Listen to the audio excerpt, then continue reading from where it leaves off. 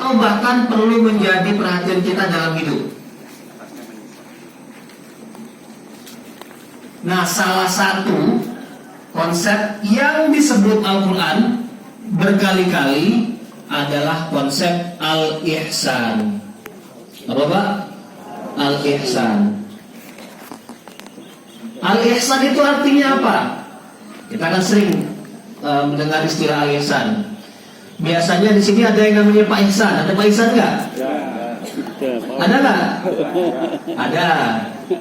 Pak Ihsan. Ada Pak Muhsin nggak? Mungkin ada ya di belakang-belakang gitu. Ada Pak Ihsan, ada Pak Muhsin, ada Pak Hasan.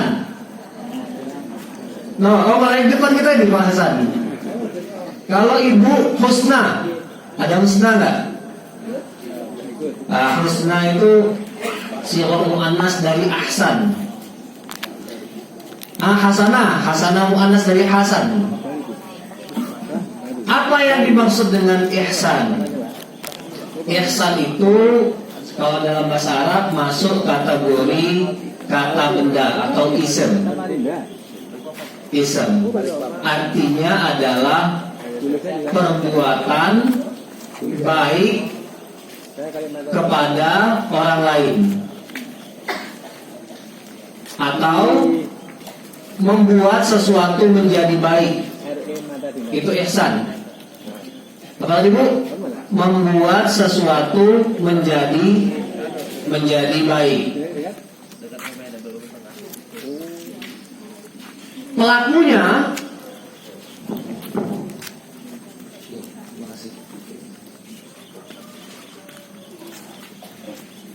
saya minum ternyata panas. Terima kasih Mas. Pelakunya Muhsin. Jadi kalau ada orang namanya Pak Muhsin, selama ini kita panggil Pak Muhsin, Pak Muhsin. Artinya itu orang yang berbuat baik. Pak Muhsin artinya orang yang berbuat baik. Ahsan, Al-Quran juga menyebut ahsan. Bahasa ini ahsan, bahasa ini.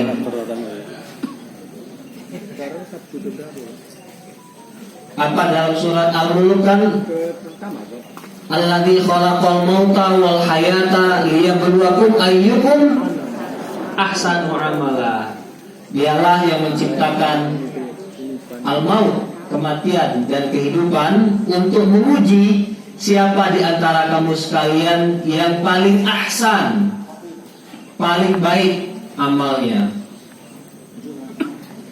Jadi ada sighah tafdil, bentuk superlatif dalam bahasa Inggris. Nah, dalam Al-Quran kata ihsan dan kata-kata yang terhubung dengan ihsan itu diulang sebanyak kira-kira berapa kali Pak Bu? Belum pernah ada yang hitung ya. Saya juga belum pernah hitung. Jadi saya akan mengutip satu tulisan, satu skripsi ditulis oleh salah seorang peneliti di UIN Jogja. Kata ihsan itu muncul sebanyak 108 kali dalam Al-Quran. Jadi kalau kita kembali ke kaidah tadi, perhatikanlah segala sesuatu sesuai dengan seberapa banyak Al-Quran memperhatikannya. Kalau Al-Quran menyebutnya 108 kali, maka berarti ihsan itu adalah satu konsep yang sangat penting dalam hidup kita. Dia muncul dalam bentuk fi'il madi, dia muncul dalam bentuk fi'il mudhari, dalam bentuk ismul fa'il, dalam bentuk masdar, dan dalam berbagai macam bentuk di dalam Al-Quran. Nah, secara umum ihsan itu bisa kita maknai menjadi 5 hal. Jadi silakan ibu-ibu bapak bisa mulai mencatat 5 makna dari ihsan dalam Al-Quran dan As-Sunnah. Makna ihsan yang pertama, al-mubalaghah fi ada'il wajibat wa ta'at. Al-mubalaghah fi ada'il wajibat wa ta'at. Artinya adalah melakukan sesuatu lebih daripada yang diwajibkan. Melakukan sesuatu lebih daripada yang diminta. Nah, biasanya ihsan itu disandingkan dengan konsep adil. Seperti dalam surah An-Nahl ayat 90 ada firman Allah, "Innallaha ya'muru bil adli wal ihsan wa ita idil qurba wa yanha 'anil fahsya'i wal munkar wal baghi la'allakum tadhakkarun." Kalau yang Bapak biasa khotib insyaallah hafal ayat ini. Innallaha ya'muru bil adli wal ihsan. Sesungguhnya Allah memerintahkan kamu untuk adil dan untuk ihsan. Coba lihat Pak, Bu. Adil, ihsan. Adil, ihsan. Adil biasanya dimaknai para ulama sebagai perbuatan meletakkan sesuatu pada tempatnya, melakukan sesuatu sesuai porsinya. Atau kalau tadi mau dihubungkan dengan melakukan kewajiban, melakukan kewajiban sebagaimana yang diminta. Nah, ihsan derajatnya di atas adil. Ihsan adalah melakukan sesuatu lebih daripada yang diminta, lebih daripada yang diwajibkan, atau lebih daripada yang seharusnya. Contoh paling sederhana, kalau saya mengucapkan salam kasual, Assalamualaikum. Kalau jawaban adilnya adalah Waalaikumsalam. Tapi kalau jawaban ihsannya Waalaikumsalam warahmatullahi wabarakatuh, lebih komplit. Kalau dijawab Waalaikumsalam itu sudah setara. Nah, dia mengucapkan Assalamualaikum, kita juga mengucapkan Waalaikumsalam. Tapi kalau dilengkapi, doanya lebih sempurna. Waalaikumsalam warahmatullahi wabarakatuh. Jadi ihsan artinya adalah melakukan sesuatu sebagaimana atau lebih daripada yang diminta. Dan ini berlaku dalam urusan ibadah sekaligus muamalah. Dalam hal ibadah, melakukan ibadah secara adil itu kita misalnya melakukan sholat wajib 5 waktu, puasa Ramadan, zakat fitrah, zakat mal, itu adil karena itu yang diminta.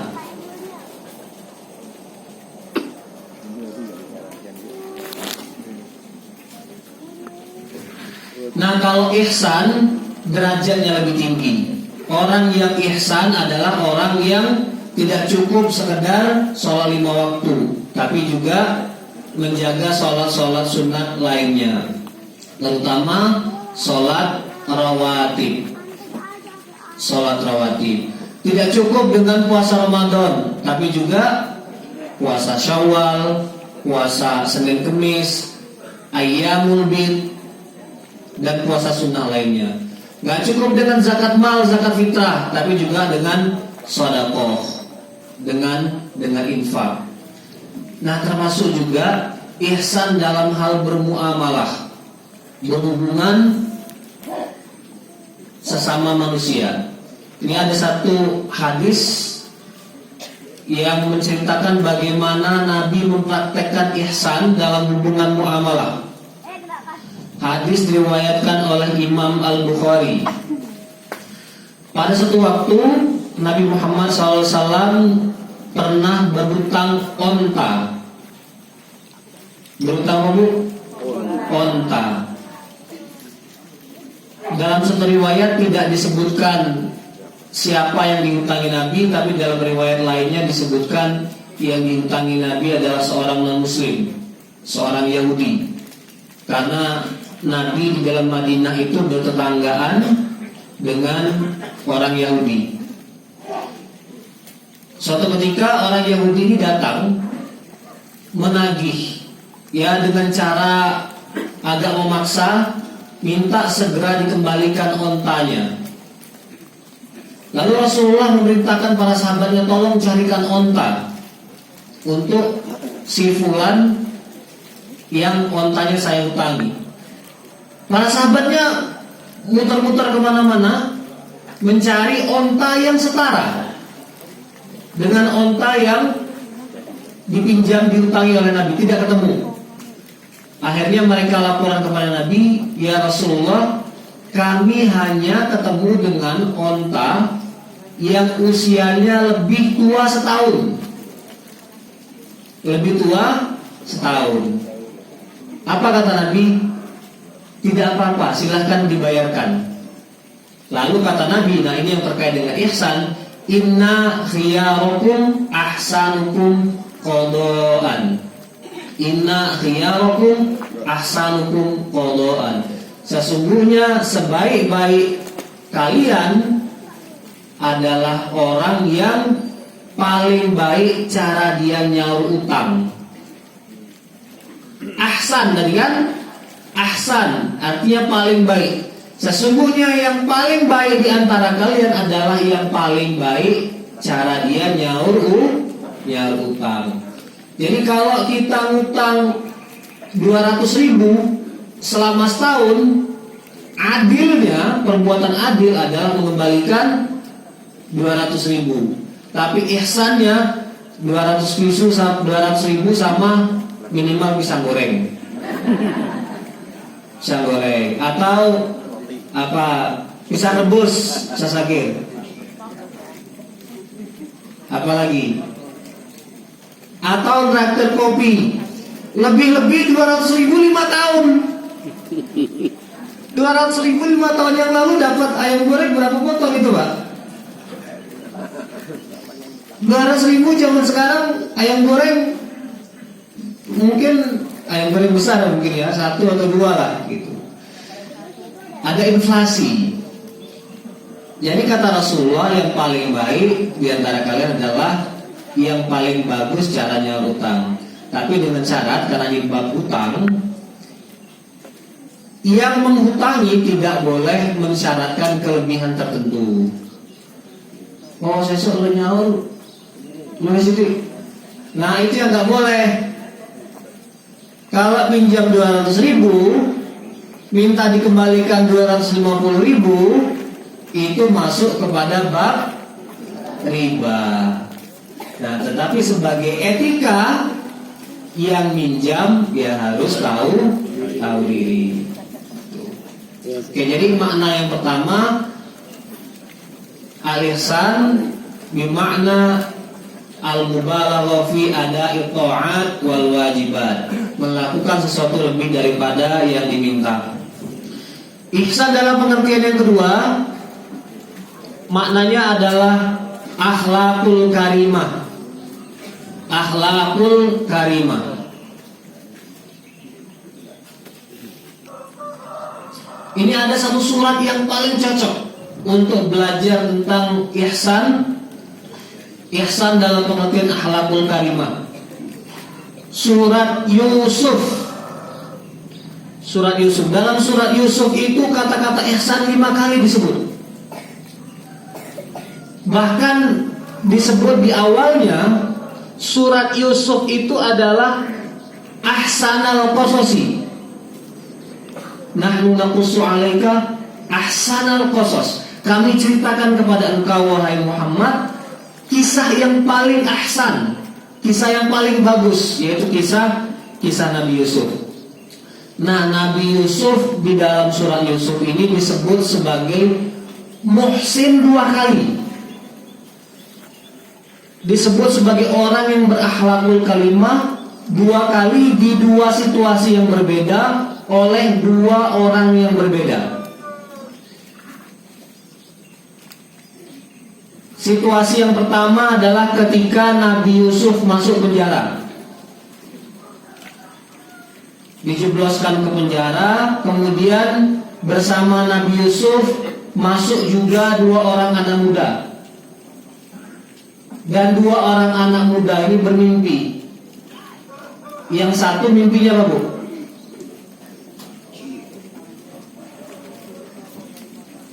Yang satu, inni arani a'siru khamra. Aku bermimpi aku memeras anggur. Wa qala al-akhar inni arani ahmilu fawqa ra'si khubza. Yang satu lagi bermimpi di atas kepalaku ada roti ta'kulu minhu thair, yang kemudian roti itu dipatuk oleh burung. Nah, kemudian keduanya mengatakan nabi ta'wilih, wahai Yusuf, tolong beritahu kami takwil dari mimpi kami ini apa?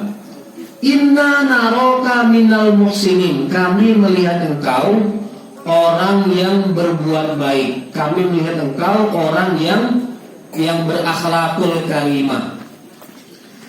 Jadi ini momen pertama Nabi Yusuf dapat pengakuan sebagai orang yang berakhlak karimah. Di dalam penjara, Bapak Ibu bisa membayangkan, di dalam penjara itu kan kumpulan orang-orang yang melakukan kriminal. Biasanya di dalam penjara kriminalitas ini tidak otomatis berhenti. Kadang-kadang masih berlanjut. Bahkan kadang-kadang membentuk geng sendiri kan di dalam penjara itu. Nah, Nabi Yusuf menunjukkan akhlakul karimah sehingga dia dapat pengakuan dari 2 orang temannya, dan 2 orang temannya ini non muslim. Inna naroka minal muhsinin.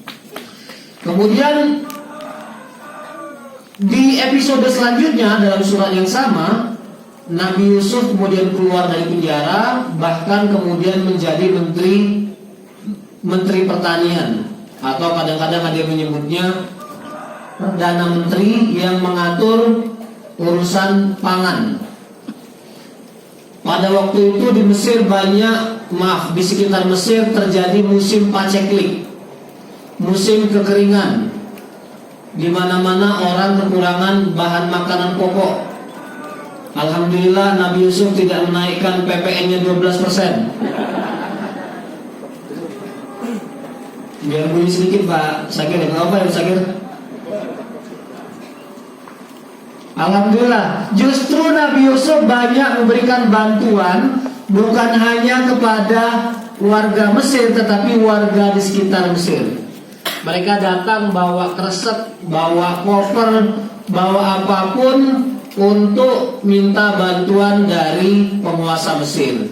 Nah, sampailah kepada Nabi Yusuf saudara-saudara Nabi Yusuf yang dulu pernah menzalimi Nabi Yusuf, pernah membuang Nabi Yusuf di sumur. Tapi saudara-saudaranya ini nggak tahu bahwa yang di depannya ini adalah adik mereka yang dulu mereka pernah buang ke sumur. Sehingga terjadilah peristiwa Nabi Yusuf membuat muslihat, satu cawan dimasukkan ke dalam tasnya Bunyamin, sehingga Bunyamin tertuduh mencuri, dia harus ditinggal di Mesir. Terus kata saudara-saudara ini, qalu ya ayyuhal aziz inna lahu aban syekhun kabira fakhud ahadana makana. Mereka berkata, wahai Al-Aziz, ini gelar penguasa Mesir pada waktu itu, si Bunyamin itu punya bapak tua, bapaknya sudah sepuh. Ambil aja salah seorang di antara kami, tinggal pilih ini, gemuk-gemuk, sehat-sehat.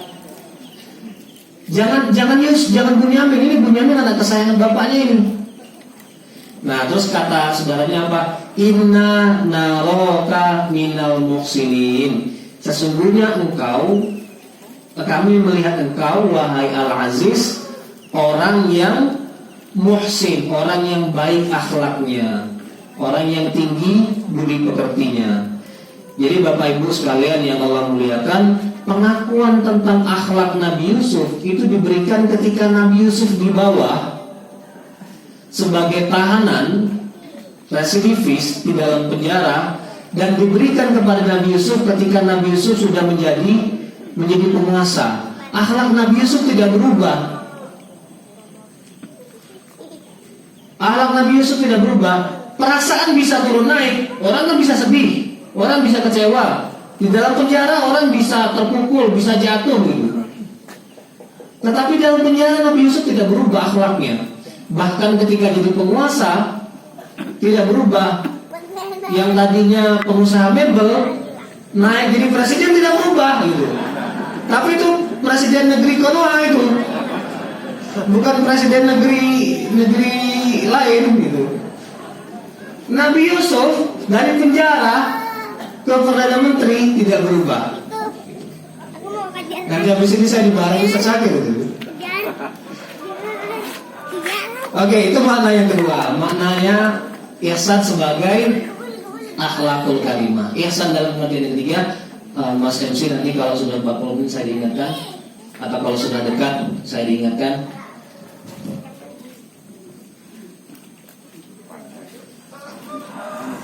Ihsan dalam pengertian yang ketiga artinya adalah rahmah, kasih sayang.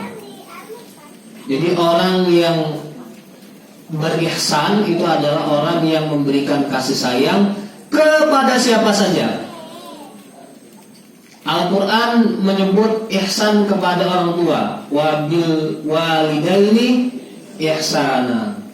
Berbuat baiklah, tunjukkanlah kasih sayang kepada orang tua, kepada anak yatim. Termasuk juga sunnah Nabi Muhammad SAW menunjukkan berkasih sayang kepada makhluk Allah selain manusia. Nah, bab ini perlu kita singgung karena kadang-kadang kita abai, karena kita menganggap yang layak mendapatkan ihsan, rahmat dari manusia adalah manusia itu sendiri. Padahal Nabi mencontohkan, bahkan Nabi berlaku ihsan kepada binatang sekalipun. Pernah ibu-ibu pernah dengar cerita tentang Nabi dan onta gak? Ini cerita menunjukkan kemukjizatan Nabi Muhammad SAW. Suatu ketika Nabi Muhammad SAW hendak masuk ke perkebunan korma. Perkebunan korma ini milik salah seorang penduduk Ansor.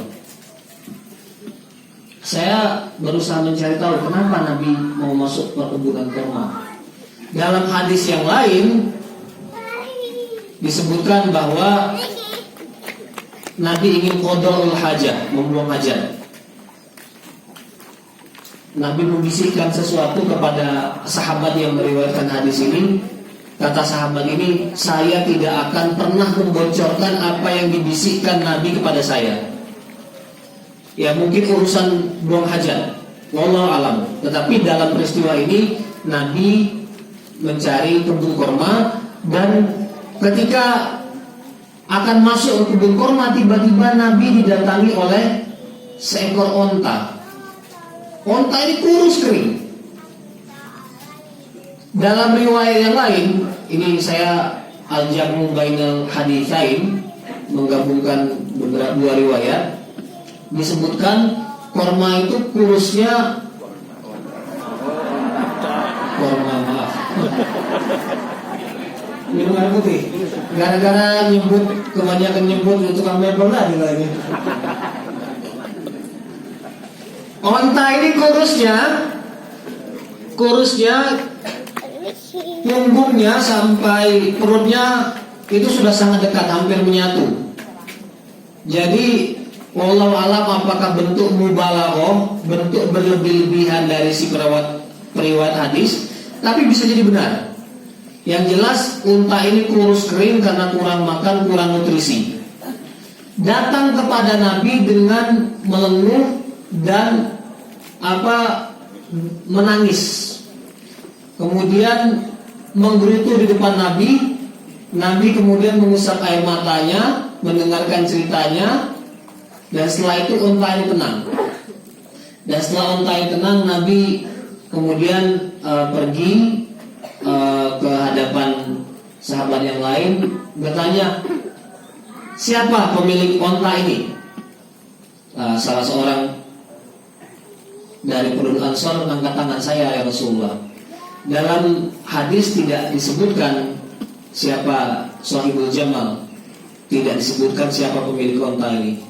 Dan umumnya begitu ibu-ibu, kalau ada peristiwa negatif dalam sebuah hadis, perawi cenderung memubhamkan, menyamarkan pelakunya. Jadi biar tidak dikenang orang sepanjang sejarah bahwa ada si fulan dulu yang menelantarkan untanya. Jadi dianggap itu peristiwa khilaf di zaman itu, dan yang bersangkutan sudah ditegur oleh Nabi, sehingga namanya tidak perlu diceritakan dalam hadis ini siapa. Nah, kata Rasulullah, afala tattaqillah fi hadhil bahimah allati mallakallahu iyya fa innahu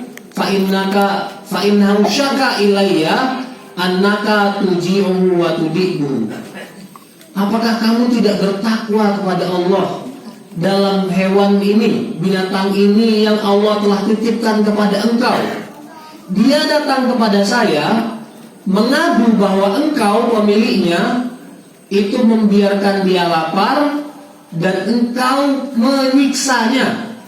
Sudah jarang diberi makan, dilecuti, dipukuli. Nah, itulah yang membuat dia menangis.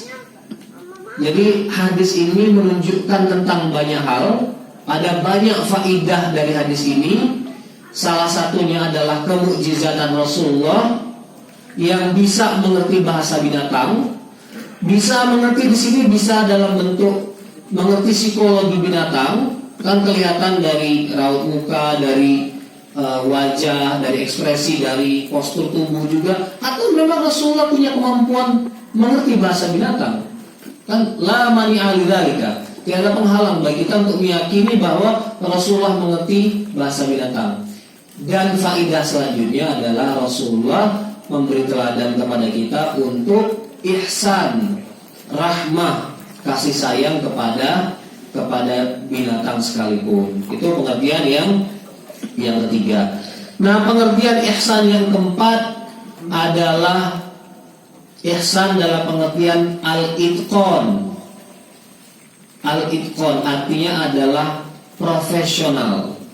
Melakukan sesuatu secara ihsan artinya adalah melakukan sesuatu secara profesional sehingga mencapai tingkatan unggul, sampai mencapai derajat unggul. Nah, bapak-bapak dan ibu-ibu sekalian, ini ada contoh menarik dari Rasulullah. Contoh yang disampaikan oleh Rasulullah ini sangat-sangat membumi. Rasulullah tidak mencontohkan tentang dosen penelitiannya harus bagus supaya banyak kumnya jadi profesor. Enggak. Rasulullah contohkan sesuatu yang jauh dari kehidupan kita, bukan. Rasulullah mencontohkan perbuatan ihsan dalam pengertian profesional dari perbuatan menyembelih binatang, sehingga semua orang bisa membayangkannya dan semua orang bisa menariknya dalam kehidupannya sendiri-sendiri. Ini kata Rasulullah. Bagian pertama dari hadis ini pendek dan insya Allah mudah dihafal dan kita harus hafal. Apa kata Rasulullah? Innallaha katabal ihsana ala kulli syai'. Innallaha katabal ihsana ala kulli syai'. Sesungguhnya Allah mewajibkan kita untuk ihsan, profesional dalam melakukan segala sesuatu. Fa idza qataltum fa ahsinul qitlah. Kalau kamu membunuh, maka bunuhlah dengan baik, bunuhlah dengan cara profesional. Wa idza dzabhtum fa ahsinul dzibha. Kalau kamu menyembelih hewan ternak, maka sembelihlah dengan cara profesional.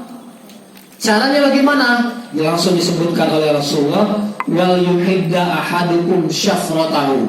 Hendaklah dia terlebih dahulu menajamkan pisaunya, fal yurih dzabihatahu, dan mendiamkan, membuat anteng sembelihannya, membuat nyaman sembelihannya. Jadi Rasulullah mencontohkan profesional dari perkara yang mudah kita bisa menyambungkan diri. Semua dari kita. Kalau menyembelih binatang ternak saja harus ihsan, maka semua hal yang lain yang kita lakukan harus ihsan. Apapun profesi kita, di rumah tangga, sebagai ibu, sebagai istri, kemudian sebagai suami, sebagai ayah, di tempat pekerjaan, ada yang mungkin sebagai pedagang, ada yang mungkin sebagai petani, sebagai ASN, ada yang dosen seperti Ustaz Syakir dan kami sendiri. Apapun profesi kita, lakukanlah secara profesional, jangan setengah-setengah. Capailah tingkatan unggul. Capailah tingkatan unggul. Nah, ini ada satu ungkapan dalam bahasa Arab yang penting sekali untuk kita ingat. Kata ungkapan ini, al-a'mal al-'adiyah la tuntijul hadarah. Perbuatan yang levelnya, kualitasnya biasa-biasa aja, itu tidak akan menaikkan kualitas peradaban. Hanya perbuatan yang sampai level unggul, hanya yang akan menaikkan kualitas peradaban. Jadi, maka bagi kita tidak ada tuntutan sekolah kita harus unggul, tempat kesehatan kita, rumah sakit kita harus unggul, masjid kita harus unggul, politik pemerintahan kita harus unggul, militer kita harus unggul. Hanya yang mencapai kualitas unggul yang akan memenangkan at-tanafus, kompetisi antar peradaban. Kalau itu harus paling bawah. Kecuali itu. Ini Ustaz Syakir mancing-mancing saya ini, biar nyebut yang 6 tahun gara-gara 300 triliun itu kayaknya. Nah, Bapak Ibu sekalian yang Allah muliakan, saya ingin menyinggung satu fakta, karena peristiwa Gaza ini kan belum terlihat ada ujungnya, ada akhirnya, dan harus ada selalu dalam memori kita. Kira-kira 2 bulan yang lalu kita terbelalak ketika membaca berita ada ratusan pager di Libanon yang tiba-tiba meledak dan melumpuhkan pejuang di Libanon, melumpuhkan Hizbullah. Ternyata pager itu sudah diisi bom dan dikendalikan dari jarak jauh. Israel tinggal pencet enter, meledak, lumpuh total itu Libanon. Itu kenapa tadi saya menyebut contoh militer. Bangsa lain yang bahkan yang sekarang sedang menjadi penjajah, melakukan genosida, itu unggul dalam militer. Maka mau tidak mau kita harus punya militer yang baik. Kita harus mendorong supaya semua lini dalam kehidupan kebangsaan kita itu harus sampai pada derajat unggul. Jangan sampai ada yang tertinggal, jangan sampai ada yang di bawah. Kecuali satu yang disebut oleh Ustaz Sakir tadi, korupsi. Oke, nah ini yang paling terakhir. Nah, sebelum kita buka tanya jawab, makna dari ihsan adalah al-jamal. Al-jamal artinya adalah kecantikan atau keindahan. Melakukan perbuatan secara ihsan artinya adalah melakukan sesuatu secara cantik, indah, mencapai derajat estetis. Bukan sekedar bagus, tapi cantik, indah gitu. Nah, dalam Al-Quran sendiri surah At-Taghabun Allah menyebut ihsan dalam pengertian cantik ini. A'udzubillahi minasyaitonirrajim. Khalaqas samawati wal arda bil haqq wa sawwarakum fa ahsana suwarakum wa ilaihil masir. Allah telah menciptakan langit-langit dan bumi dengan hak, dengan benar, dan telah membentuk wajah atau rupa kalian, dan Allah telah mempercantik rupa kalian. Fa ahsana suwarakum wa ilaihil masir, dan hanya kepadanya lah kamu semua akan kembali. Jadi Allah sudah melakukan perbuatan sebaik-baiknya, secantik-cantiknya untuk menciptakan kita. Dan dalam hadis juga disebutkan bagaimana Rasulullah juga selalu tampil ihsan. Rasulullah selalu tampil menarik, selalu tampil menawan. Rasulullah kalau tampil selalu dandan, tidak pernah dalam keadaan tidak rapi. Rasulullah selalu memakai minyak wangi. Rasulullah memperingatkan kalau ada orang yang datang ke muka publik dengan membawa bau badan. Ya mungkin yang ada di sekitarnya gak enak ngasih tahu gitu. Nah, mumpung sedang ceramah saya kasih tahu. Kalau kita datang ke muka publik, datang ke tengah orang banyak, sunnah Rasulullah adalah ya datanglah dengan cara yang baik, datanglah dengan wangi-wangian. Rasulullah pernah menegur sahabatnya yang rambutnya acak-acakan.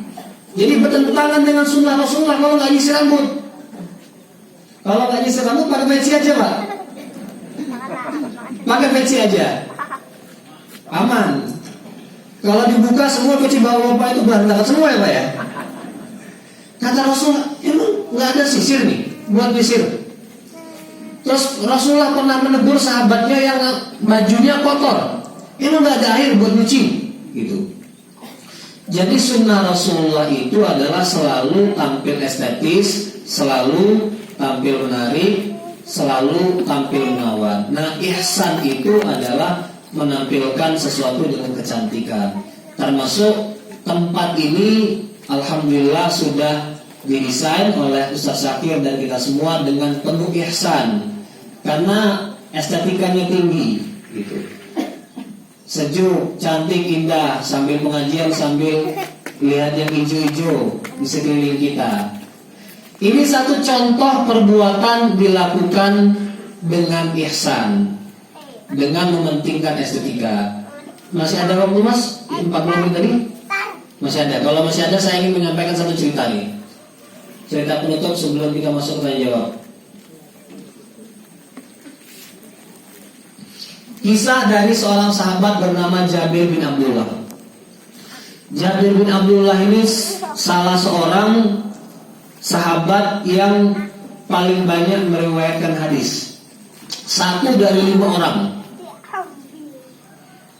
Jabir bin Abdullah, dia sahabat Al-Ansori. Jadi aslinya orang Madinah.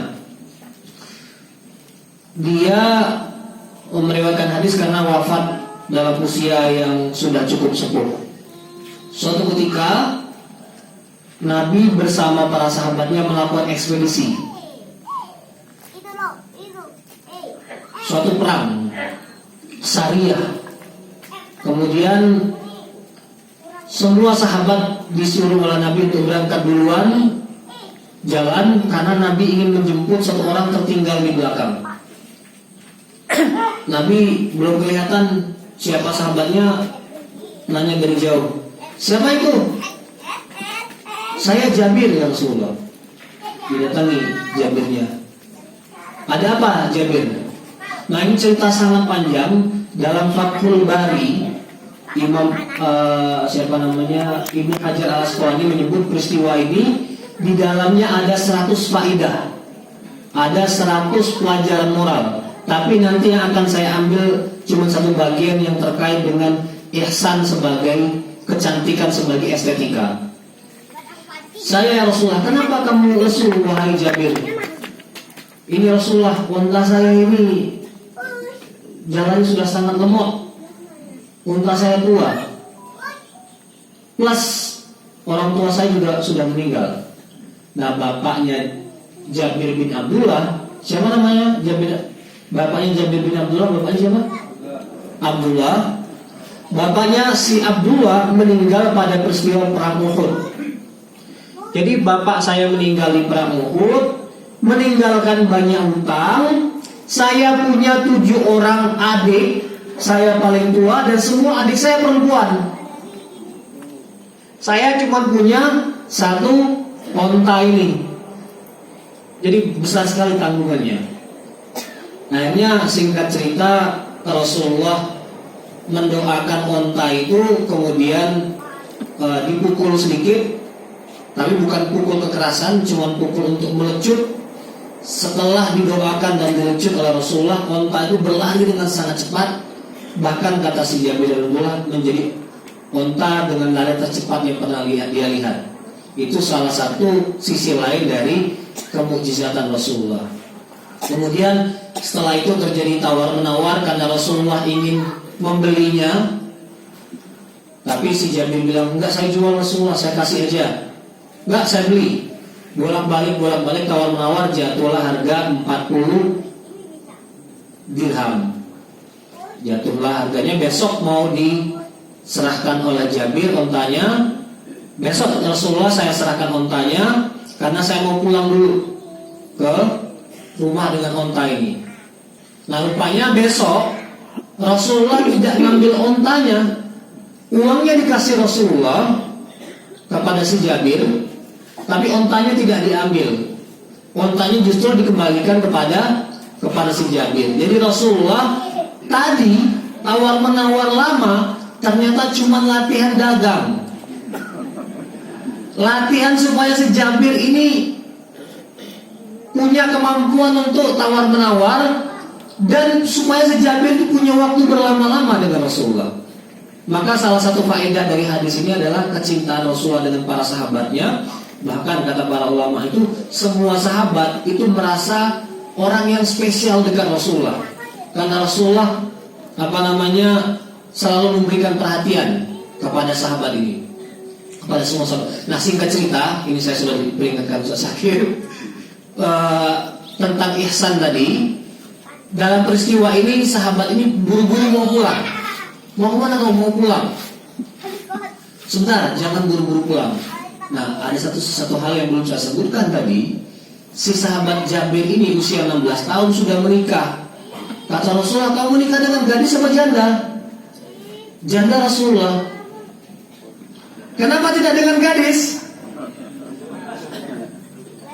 Rasulullah pertanyaannya kenapa tidak dengan gadis? Karena hukum asalnya kalau bujang menikah dengan gadis. Tapi kata si Jabir bin Abdullah, Rasulullah, saya punya adik 7 orang. Saya kepengen punya istri yang bisa bertindak seperti ibu bagi adik-adik saya. Oh oke, saya paham kata Rasulullah. Jadi bagi seorang bujang menikahi janda tidak ada masalah, karena Rasulullah sendiri menikahi Khadijah. Tapi hukum asalnya ketika Rasulullah bertanya kenapa tidak dengan gadis, itu lebih diutamakan gadis. Kata Rasulullah, ya kamu biar bisa ceria bersama, senang-senang bersama-sama. Nah kata Rasulullah, jangan buru-buru masuk ke Madinah, kita masuk malam hari aja, supaya satu orang dari kita yang dalam peperangan itu bisa pulang duluan, kemudian bikin pengumuman di Madinah, bikin murah-murah, woi, ini pasukan Rasulullah akan segera tiba. Nah, supaya ibu-ibu di rumah siap-siap. Kata Rasulullah, supaya ibu-ibu yang belum sisiran rambut, sisiran dulu. Nah, ada satu bagian ini yang harus disebut juga, supaya yang bagian perlu dicukur dulu. Itu kata bunyi hadisnya begini, supaya saya tidak dianggap mengarang. Kaitam syito asy'aitha wa tastahiddal mughibah. Supaya dia, istri kamu yang janda tadi itu mencukur bagian yang perlu dicukur dulu. Wa qala, kemudian Rasulullah mengatakan, idza qadimta fal kais al kais. Kalau kamu datang, maka datanglah dengan pelan-pelan. Jadi Rasulullah ini memposisikan dirinya sebagai seorang ayah bagi Jabir yang sudah kehilangan ayah, dan seorang penasehat bagi Jabir yang baru saja menikah. Ini baru saja menikah, kemudian tinggal perang, nggak sabar pengen datang pulang ke rumah. Nah, itu tabiatnya kalau terpisah lama begitu, kalau ketemu istri mungkin ganas gitu. Rasulullah tahu psikologinya itu, Bu. Rasulullah tahu psikologinya, maka kata Rasulullah, fal kais al kais, maka pelan-pelanlah. Dan ini yang ihsan dua belah pihak. Yang ihsan istrinya dandan. Suami pulang dari luar kota, Ustaz sakit pengajian ke Kalimantan, ke Sulawesi, pulang-pulang istri dandan, tampil cantik. Suaminya juga dandan, suaminya juga ihsan dengan cara apa? Dengan cara pelan-pelan. Nah, itu ihsan dalam pengertian selanjutnya, yaitu ihsan dalam pengertian tampil cantik, tampil menawan, tampil estetis, dalam pengertian seluas-luasnya. Bapak Ibu sekalian yang Allah muliakan, demikian yang dapat saya sampaikan sebagai pengantar. Oh, sudah 6:30. Tadi saya tidak ingatkan, Mas. Iya. Saya akhiri, kalau ada kurang dan lebihnya mohon maaf. Bila itu hidayah. Assalamualaikum warahmatullahi wabarakatuh.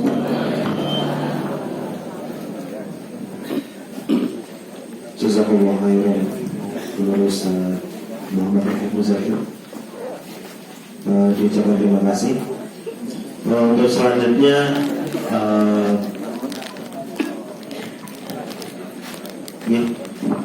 kami buka tiga penanya. 1, 2. Yang satu lagi yang di tengah. Ini di sana 1.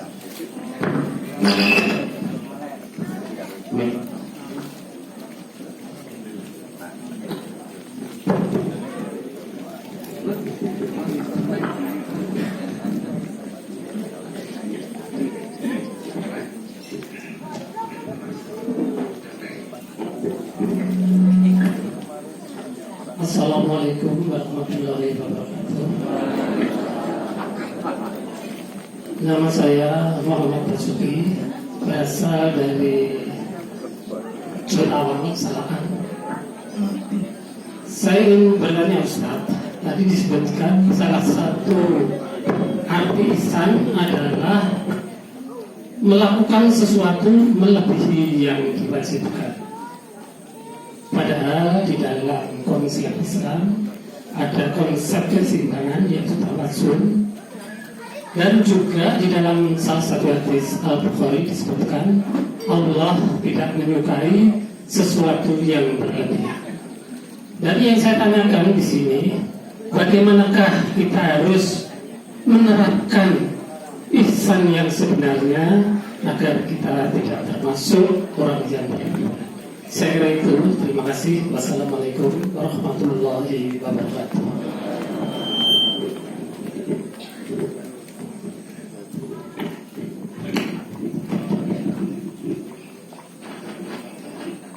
Bismillahirrahmanirrahim. Assalamualaikum warahmatullahi wabarakatuh. Alhamdulillah, terima kasih banyak. Masya Allah ilmunya. Terima kasih Ustaz. Semoga Ustaz dan keluarga, Ustaz Zakir dan seluruh jamaah Kopi Ngaji, insya Allah semuanya selalu sehat, diberikan istiqomah dalam lindungan Allah SWT. Insya Allah husnul khotimah. pertanyaan saya dianggap nggak ada hubungannya dengan apa yang Ustaz sampaikan. Tapi bagi saya itu sangat, ya ada hubungannya. Mungkin dianggap sepele, tapi bagi saya sangat penting. Yaitu bagaimana ucapan kalau kita diberi sesuatu. Setahu saya jazakumullah khairan katsira atau jazakallah untuk atau jazakillah untuk perempuan atau cukup syukuran saja.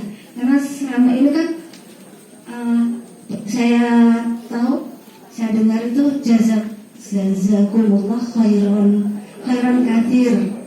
Atau semoga saya mohon ilmunya karena setelah mendengarkan tadi kok Ustaz ahli bahasa Arab. Jadi mohon dijelaskan. Terima kasih. Assalamualaikum warahmatullahi wabarakatuh. Dengan ibu siapa bu? Yang belum sebutnya. Saya Sendang dari Jatimas. Sendang.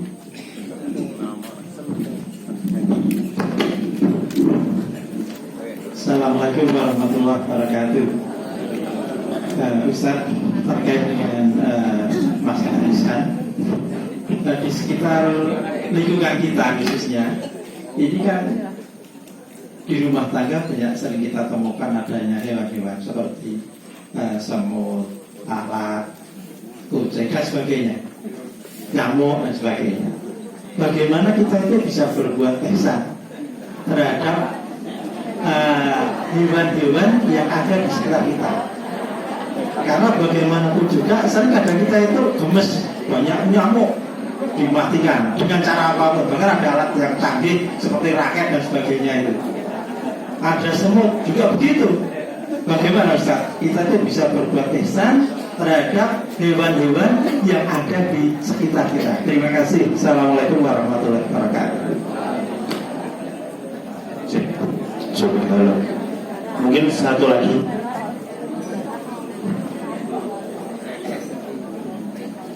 Assalamualaikum warahmatullahi wabarakatuh.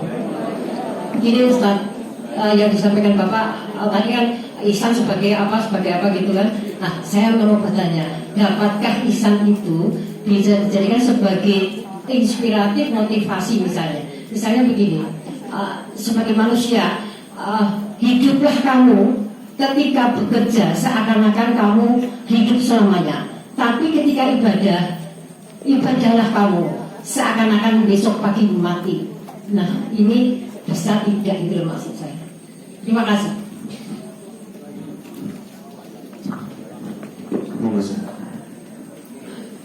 Terima kasih atas pertanyaan dari Bapak Ibu sekalian. Pertanyaan bagus-bagus dan penting-penting. Yang bikin pengajian ini tambah seru suasananya adalah pertanyaan dari Bapak Ibu sekalian. Dari kanan 2, depan dan kiri tadi. Pertanyaan pertama, bagaimana kita memaknai ihsan sebagai perbuatan melakukan kewajiban lebih daripada yang diminta, tetapi tidak sampai pada tahap berlebih-lebihan, gitu ya. Nah, oleh karena itu sebenarnya ada satu konsep yang harus kita kenal. Selain ihsan tertinggi, adil, di bawahnya adalah al-zulm, zalim, meletakkan sesuatu tidak pada tempatnya.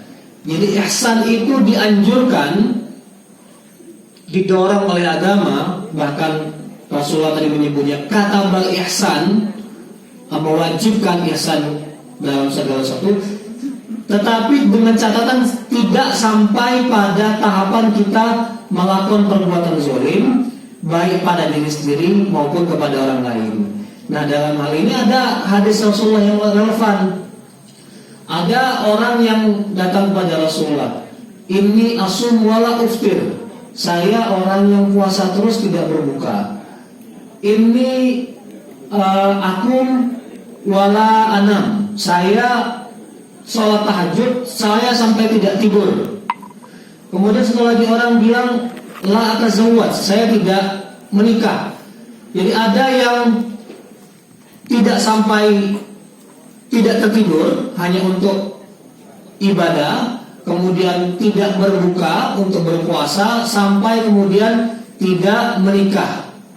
Kemudian kata Nabi, "Ini akhsyakumullah," saya orang yang paling bertakwa kepada Allah. Kalau saya berpuasa, asum wa aftir. Kalau saya berpuasa, saya berbuka. Aku wanam. Saya tahajud, tapi saya tidur dulu juga. Wa tazawwaj. Nah, maka keluarlah hadis yang populer itu, faman raghiba an sunnati falaysa minni. An-nikahu sunnati, faman raghiba an sunnati falaysa minni. Nikah itu adalah sunnahku. Barang siapa yang tidak suka dengan sunnahku, maka bukanlah bagian dari golonganku.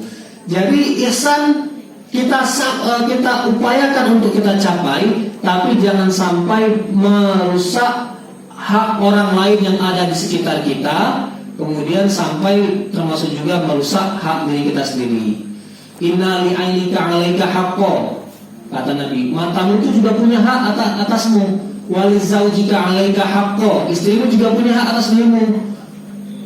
Wali badanika 'alaika haqqo, fisikmu juga punya hak atas dirimu sendiri. Fa'tikul ladzi haqqin haqqo, maka berikanlah hak kepada orang yang berhak menerimanya. Jadi begitu catatannya. Kemudian mengenai jazakumullah khairan katsiran. Nah, itu kita pecah-pecah Bu ya. Jaza satu kata, kum satu kata, Allah satu kata, khairan satu kata, katsiran satu kata. Jazakumullah khairan katsiran. Semoga Allah membalasmu dengan kebaikan yang banyak. Atau jazakumullah ahsanal jaza. Itu semoga Allah membalasmu ahsan, dengan balasan yang paling ahsan, yang paling baik. Atau ya syukron bisa. Atau Bu, Bapak-bapak, kalau kita mau berterima kasih dengan bahasa kita sendiri juga nggak apa-apa. Terima kasih, matur nuwun, mugi-mugi diparingi sehat, mugi-mugi diparingi barokah. Tidak harus berbahasa Arab, tapi juga mengucapkan bahasa Arab tidak apa-apa, tidak ada masalah. Jangan disalahkan loh orang mau mengucapkan terima kasih dengan bahasa Arab. Itu siapa tahu yang bersangkutan sedang belajar bahasa Arab, atau sedang ingin mendekatkan diri dengan Al-Quran, mendekatkan diri dengan hadis. Jadi mau ucapan terima kasih bahasa Indonesia, bahasa Jawa, bahasa Makassar. Saya sendiri belum diperkenalkan, saya orang Palembang. Nah, sama dengan bahasa Palembang, wong kita galo, terima kasih ya. Itu juga boleh. Dan juga dengan bahasa Arab juga boleh. Memang kelebihannya kalau kita mengucapkan dalam bahasa Arab itu doanya komplit. Jazakumullah khairan katsira. Kalau dalam bahasa Jawa itu kan biasanya cuma matur nuwun. Dalam bahasa Inggris cuma thank you. Kan jarang God bless you gitu ya. My God multiply your reward gitu. Semoga Allah memultiplikasi melipat gandakan pahalanya, jarang gitu. Jadi memang kelebihan dalam bahasa Arab itu adalah ada doa di ujungnya. Tapi di dalam hati saya sebenarnya dalam pikiran yang menuturkan matur nuwun, insya Allah dalam hati itu mendoakan matur nuwun ya Pak Bu. Nah dalam hati walaupun tidak keluar mugi-mugi diparingi, insya Allah dalam hatinya ada doa. Gitu. Jadi itu yang kedua. Nah yang ketiga tadi mengenai hewan. Kan tadi Nabi menyayangi onta, tapi nggak disebut Nabi menyayangi semut. Nyamuk itu.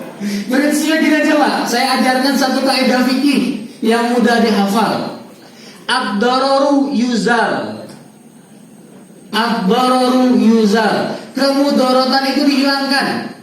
Apapun bentuk kemudaratan itu, mau kemudaratan besar bentuk apapun, dalam bentuk urusan negara, dalam urusan penjajah, sampai dalam urusan nyamuk, urusan tikus, urusan semut, urusan misalnya ada yang kurang cocok, ad-dararu yuzal. Atau kalau kaidah yang lain bunyi la dororo wala diroro, tidak boleh membahayakan orang lain dan tidak boleh membahayakan diri sendiri. Jadi itu kaidah yang mudah dihafal. Segala hal yang mendatangkan keburukan, ketidaknyamanan, mendatangkan kerusakan, itu dihilangkan, disingkirkan. Nah, maka dengan kaidah itu kita bisa menjawab. Kalau ada nyamuk gatal ya, iya. Kalau perlu cari alatnya Pak gitu, biar gak pakai tangan gitu. Pakai raket atau pakai obat nyamuk. Kita lihat hati-hati dengan pernapasan kalau bacanya. Oke, pertanyaan tadi yang terakhir, bisa nggak ihsan kita jadikan motivasi untuk beramal sekuat tenaga dan seolah-olah kita hidup selamanya, kemudian apa tadi Bu? Beribadah sekuat tenaga seolah-olah kita meninggal besok gitu ya. Ya bisa juga dimaknai seperti itu. Dalam surat Al-Qasas ayat 77, wa ahsin kama ahsanallahu ilaik. Berbuat baiklah kamu sebagaimana Allah telah berbuat baik kepada kamu sekalian.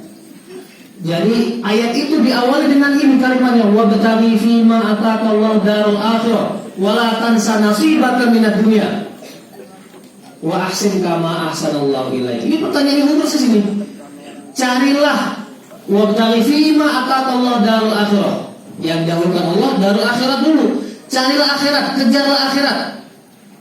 Tapi jangan lupa nasib kamu di dunia. Wala tansa nasibaka minad dunya wa ahsin kama ahsanallahu ilaik. Dalam hal urusan akhirat, dalam urusan duniawi, kamu buatlah ihsan. Persembahkanlah dengan persembahan sebaik-baiknya. Itu. Jadi memang sudah tepat dan ini babnya. Saya kira itu jawaban dari saya. Saya kembalikan kepada moderator.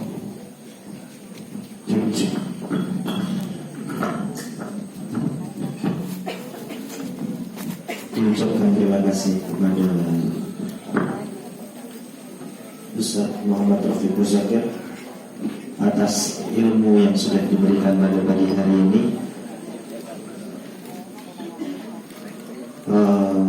Mungkin sedikit saya merangkum ilmu pada pagi hari ini.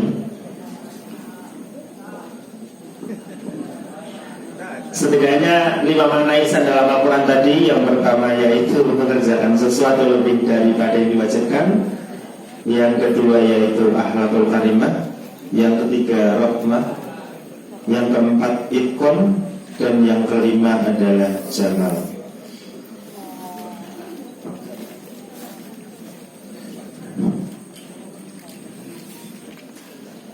Untuk informasi berikutnya, alhamdulillah infak pada pagi hari ini mendapatkan 3.705.000. Alhamdulillah.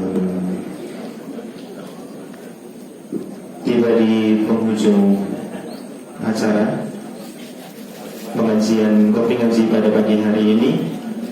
Kami selaku moderator maupun pembawa acara memohon maaf apabila ada salah kata dari kami sendiri dan apabila ada benar dari Allah Subhanahu wa taala. Marilah kita tutup dengan membaca kafaratul majlis. Subhanallah wa bihamdihi asyhadu an la ilaha illa anta astaghfiruka. Dan kita ucapkan bersama alhamdulillahirabbil alamin. Wassalamu